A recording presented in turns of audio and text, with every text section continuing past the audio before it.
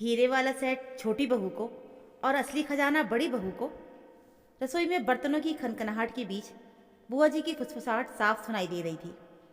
अरे बिमला, देख रही हो ना, घर की बड़ी बहू अभी तक चूल्हे के सामने पसीना बहा रही है, और छोटी वाली वो देखो अभी सोकर उठी है, और सास उसे अपने हाथों से बादाम वाला दूध दे रही है। हद है भाई, एक ही घर में दो बहुओं के साथ इतना भेदभाव।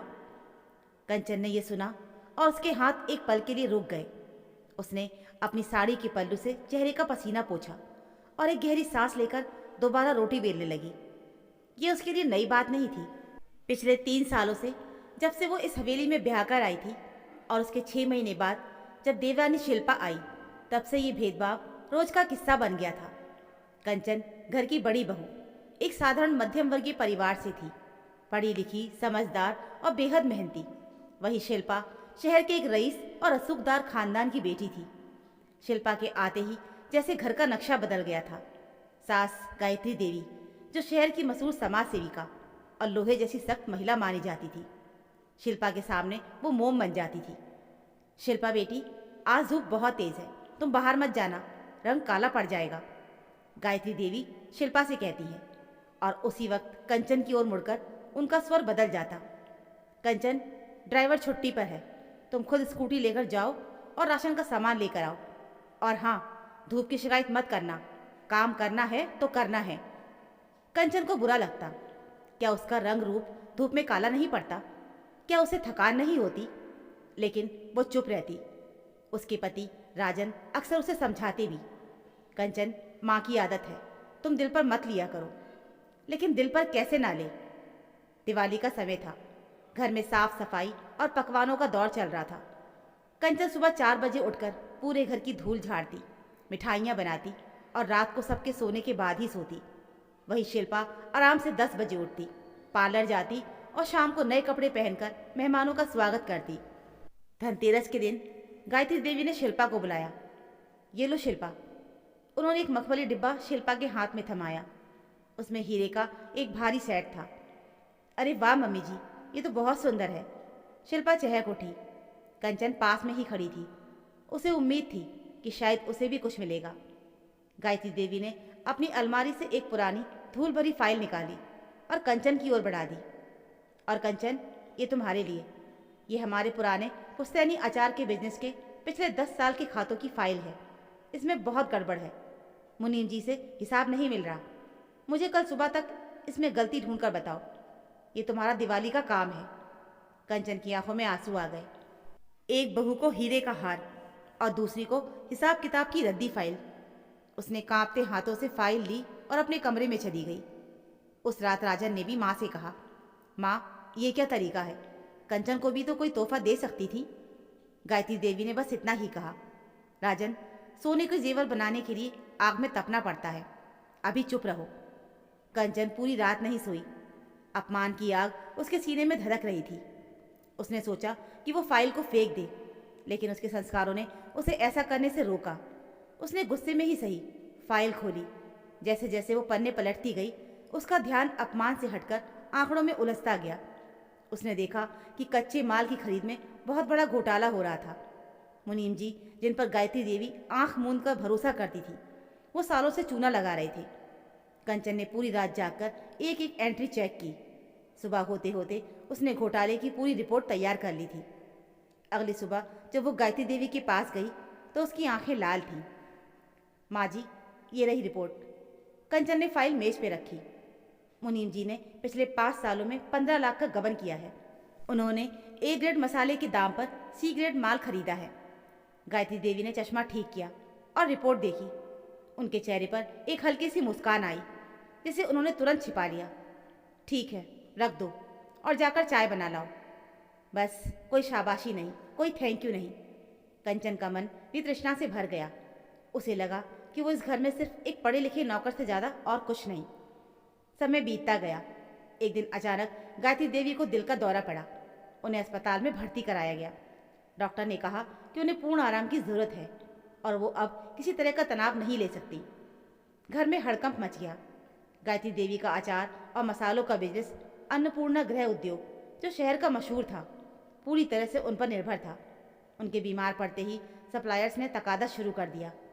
वर्कर्स ने सैलरी की मांग की और मुनीम जी, जो अब तक पकड़े नहीं गए थे, स्थिति का फ़ायदा उठाने की कोशिश की। राजन और छोटा बेटा, शिल्पा का पति, दोनों अपनी अपनी कॉरपोरेट नौकरियों में व्यस्त थे। उन्हें बिजनेस का ABCD भी नहीं पता था। शिल्पा अस्पताल में सास के पास बैठी थी, लेकिन वो सिर्फ रो रही थी। मम्मी जी, आप जल्दी से ठीक हो जाइए, घर कौन संभालेगा? किटी पार्टी की डेट्स भी निकल रही हैं। तभी फैक्ट्री से फ़ोन आया। मैनेजर घबराया हुआ था। मैडम, लेबर स्ट्राइक पर जाने की धमकी दे रही है और बैंक वाले लोन की किस्त के लिए नोटिस भेज रहे हैं। माल की डिलीवरी आज ही जानी है, वरना बड़ा ऑर्डर कैंसिल हो जाएगा। राजन ने फ़ोन कंचन को पकड़ा दिया। कंचन, तुम देखो, मुझे तो कुछ समझ नहीं आ रहा। कंचन ने एक पल के लिए सोचा कि वो क्यों करे। उसे तो हमेशा अपमान ही मिला है। उसे तो हमेशा सौतेला समझा गया है। शिल्पा को हीरे मिले हैं तो वो जाए फैक्ट्री। लेकिन फिर उसे वो बात उस रात की याद आई जब उसने खातों में गड़बड़ पकड़ी थी। उसे फैक्ट्री की हर कमी, हर लीकेज का पता था, क्योंकि सास ने उसे पिछले 1 साल में ऐसे ही बेकार काम सौंपे थे। कभी स्टॉक चेक करना, कभी वेंडर से बात करना, कभी पुरानी फाइलों को अपडेट करना। अनजाने में ही सही, उसे बिजनेस की रग रग का पता चल चुका था। कंचन ने पल्लू कमर में खोसा और अस्पताल से सीधे फैक्ट्री गई। वहाँ का नज़ारा भयावह था। मजदूर गेट पर नारेबाजी कर रहे थे। कंचन ने गेट के पास खड़ी होकर ऊंची आवाज़ में कहा, शांत हो जाइए। उसकी आवाज़ में गायत्री देवी जैसी खनक थी। सब चुप हो गए। तुम्हारी जो भी मांगे हैं हम पूरी करेंगे, लेकिन अगर आज ऑर्डर नहीं गया तो फैक्ट्री पर ताला लग जाएगा। फिर ना मांगे बचेंगी और ना ही नौकरी। मैं वादा करती हूँ, 1 हफ्ते में सबकी पाई पाई का हिसाब होगा। कंचन ने उसी दिन मुनीम जी को पुलिस के हवाले किया, क्योंकि उसके पास पहले से ही सबूत थे। उसने सप्लायर्स के साथ मीटिंग की, बैंक मैनेजर से बात करके समय मांगा और खुद खड़े होकर पैकेजिंग करवाई। अगले 1 महीने तक कंचन ने घर और बिजनेस दोनों को अपने कंधों पर उठा लिया। वो सुबह अस्पताल जाती, सास को खाना खिलाती, फिर फैक्ट्री भागती, रात को घर आकर हिसाब करती। उसका रंग रूप धूप में सचमुच सांवला पड़ गया था। आंखों के नीचे काले घेरे आ गए थे, लेकिन अन्नपूर्णा गृह उद्योग डूबने से बच गया था, बल्कि कंचन की नई मार्केटिंग रणनीतियों से मुनाफा बढ़ने लगा था। शिल्पा घर पर ही रहती थी। वो कभी कभी कंचन के लिए जूस बना देती या घर की डस्टिंग कर देती, लेकिन जिम्मेदारी का बोझ उठाने की ना उसमें क्षमता थी और ना ही समझ। 1 महीने के बाद गायत्री देवी घर लौटी। वो अभी भी कमज़ोर थी और व्हील चेयर पर थी। घर के हॉल में पूरा परिवार इकट्ठा था। गायत्री देवी ने इशारे से सबको बैठने को कहा। शिल्पा दौड़कर उनके पास गई और उनके पैरों के पास आकर बैठ गई। मम्मी जी, आप ठीक हो गई? अब सब ठीक हो जाएगा। कंचा दीदी तो काली पड़ गई धूप में दौड़ दौड़ कर, शिल्पा ने अपनी नादानी में कहा। गायत्री देवी ने शिल्पा के सिर पर हाथ फेरा। हाँ बेटी, तुम सही कहती हो। फिर उन्होंने अपने वकील को बुलाया। वकील साहब, वसीयत पढ़िए। सबकी धड़कनें बढ़ गईं। शिल्पा के चेहरे पर एक विजयी मुस्कान थी। उसे लगा कि हमेशा की तरह सास का प्यार और संपत्ति उसी के हिस्से में आएगा। आखिर कंचन को तो हमेशा डांट ही मिली थी। वकील ने गला साफ किया और पढ़ना शुरू किया। मैं गायत्री देवी अपने पूर्ण होश हवास में ये घोषणा करती हूँ कि मेरी चल अचल संपत्ति यानी ये हवेली और मेरे बैंक के फिक्स डिपॉजिट मेरी छोटी बहू शिल्पा के नाम किए जाते हैं। शिल्पा खुशी से उछल पड़ी। कंचन ने नीचे निगाहों से ज़मीन को देखा। उसे कोई हैरानी नहीं हुई, उसे बस एक खालीपन महसूस हुआ। उसने इतनी मेहनत की, फैक्ट्री बचाई, लेकिन अंत में उसे क्या मिला? कुछ नहीं। राजन खड़ा हो गया। माँ, यह अन्याय है। कंचन ने गायत्री देवी ने हाथ उठाकर उसे रोका। वकील साहब, आगे पढ़िए। वकील ने पन्ना पलटा और मेरा सबसे कीमती खजाना, मेरा जीवन, मेरा अभिमान, अन्नपूर्णा गृह उद्योग, जिसकी वर्तमान वैल्यूएशन हवेली और हेफडी से 10 गुना ज़्यादा है, उसका पूर्ण स्वामित्व और मालिकाना हक मैं अपनी बड़ी बहू कंचन को सौंपती हूँ। पूरे कमरे में सन्नाटा छा गया। शिल्पा की मुस्कान गायब हो गई। कंचन ने चौंक कर सास की ओर देखा। गायत्री देवी ने व्हील चेयर को कंचन की तरफ बढ़ाया।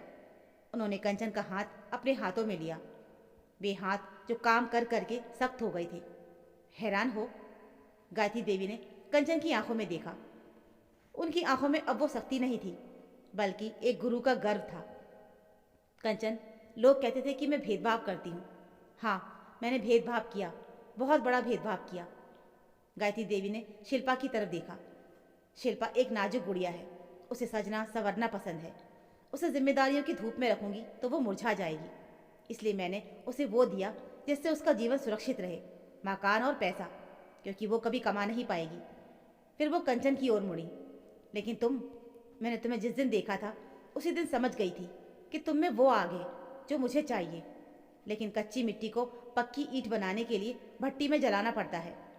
कंचन, अगर मैं तुम्हें पहले दिन से ही प्यार करती, तुम्हें आराम देती, तो तुम कभी फैक्ट्री की वो बारीकियां नहीं समझ पाती और ना ही सीख पाती जो मैंने तुम्हें डांट डांट कर सिखाई है। मैंने तुम्हें तोड़े हुए हिसाब दिए ताकि तुम जोड़ना सीखो। मैंने तुम्हें धूप में भेजा ताकि तुम दुनिया का सामना करना सीखो। मैंने तुम्हें जेवर नहीं दिया क्योंकि मैं तुम्हें खुद जेवर बनाना चाहती थी। कंचन की आंखों से आंसुओं की धार बह निकली। वो समझ नहीं पा रही थी कि वो क्या कहे। माँ जी, आपने मुझे इतना तपाया, मुझे लगा कि आप मुझसे नफरत करती हैं। कंचन सिसक पड़ी। नफरत? गायत्री देवी की आवाज़ भर्रा गई। पागल लड़की, कोई कुमार अपने सबसे बेहतरीन घड़े को सबसे ज़्यादा ठोकता पीटता है क्या? मुझे एक वारिस चाहिए था कंचन। शिल्पा मेरी बेटी जैसी है जिसे मैं लाड़ कर सकती हूँ, लेकिन तुम मेरा अक्ष हो। तुम इस साम्राज्य की अगली गायत्री देवी हो। गायत्री देवी ने अपनी कमर से फैक्ट्री की चाबियों का गुच्छा निकाला और कंचन की हथेली पे रख दिया। ये हवेली शिल्पा की हो सकती है, लेकिन ये साम्राज्य तुम्हारा है, क्योंकि रानी वो नहीं होती जो महलों में राज करती है। रानी वो होती है जो राजपाट चलाना जानती है। शिल्पा, जो पहले उदास हो गई थी, अब वो समझ चुकी थी कि सास का फैसला सही था। वो दौड़कर कंचन के गले लग गई। दीदी, आप ही इसके लायक हो। मुझसे तो एक दिन भी लेबर नहीं संभलती। राजा ने गर्व से अपनी पत्नी की ओर देखा। उस दिन कंचन को समझ आया कि सास का वो रूखापन, वो कड़वे शब्द और वो भेदभाव सब एक प्रशिक्षण था, एक कड़ा प्रशिक्षण। उसे जेवर पहनने वाली नहीं, बल्कि जेवर खरीदने की क्षमता रखने वाली औरत बनाने का। शाम को जब बुआ जी और पड़ोसन विमला मिलने आई तो उन्होंने देखा कि कंचन सोफे पर बैठी फाइलों में साइन कर रही है और शिल्पा उसके लिए चाय लेकर आ रही है। अरे ये क्या, गंगा उल्टी बहने लगी? बुआ जी ने तंज कसा।